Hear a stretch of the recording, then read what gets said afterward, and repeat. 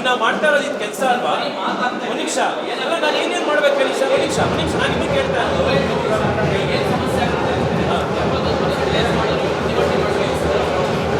Sir, ಒಂದು ನಿಮಿಷ.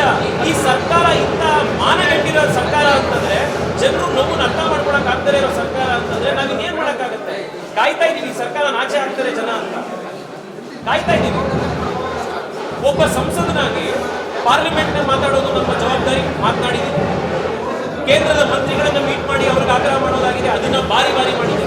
Metro ಆಫೀಷಿಯಲ್ಸ್ಗಳನ್ನ meet ಮಾಡಿ ಇಲ್ಲಿ ಗಲಾಟೆ ಮಾಡಿದ್ದೀವಿ. ಕೋರ್ಟ್ಗೆ ಹೋಗಿ ಹೊಡೆದಾಡಿದ್ದೀವಿ. ಮೆಟ್ರೋ ಸ್ಟೇಷನ್ ಅಲ್ಲಿ ಹೋರಾಟ ಮಾಡಿದ್ದೀವಿ. ನಿನ್ನೆ ಮೊನ್ನೆ ಇವತ್ತು 2 ದಿವಸದಿಂದ ಕೇಂದ್ರದ ಮಂತ್ರಿಗಳನ್ನ ಹೋರಾಟ ಮಾಡ್ತಾ ಇದ್ದೀವಿ. ಉಪಮುಖ್ಯಮಂತ್ರಿಗಳನ್ನ ಮನೆಗೆ ಹೋಗಿ ಭೇಟಿ ಮಾಡಿದ್ದೀವಿ, ಕಡಿಮೆ ಮಾಡಿ ಅಂತ ಮನವಿ ಮಾಡಿದ್ದೀವಿ.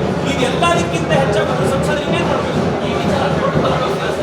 ಸರ್? ಎಲ್ಲ ವಿಷಯ ಕೋರ್ಟ್ನಲ್ಲಿ ಬಗೆಹರಿಯುವಂಥದ್ದಲ್ಲ, ಸಾರ್ವಜನಿಕರಲ್ಲೂ ಕೂಡ ಬಗೆಹರಿಯುವಂಥ ಕೆಲಸಗಳಾಗಬೇಕಾಗಿದೆ. ಸತ್ಯ ಏನು ಅಂತ ಜನಕ್ಕೆ ತಿಳಿಸ್ಬೇಕಾಗಿದೆ. ಆ ಕೆಲಸ ಮಾಡ್ತಾ ಇದ್ದೀವಿ. ನಾನು ನಿಮ್ಮಲ್ಲಿ ಮನವಿ ಮಾಡ್ತಾ ಇದ್ದೀನಿ,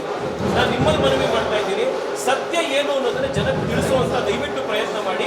ಮುಖ್ಯಮಂತ್ರಿ ಉಪಮುಖ್ಯಮಂತ್ರಿಗಳಿಗೆ ಈ ದಾಖಲೆಗಳನ್ನು ಮುಂದಿಟ್ಟು ಸುಳ್ಳು ಹೇಳೋದನ್ನ ನಿಲ್ಲಿಸಿ ಅಂತ ಹೇಳಿ ಆಗ್ರಹ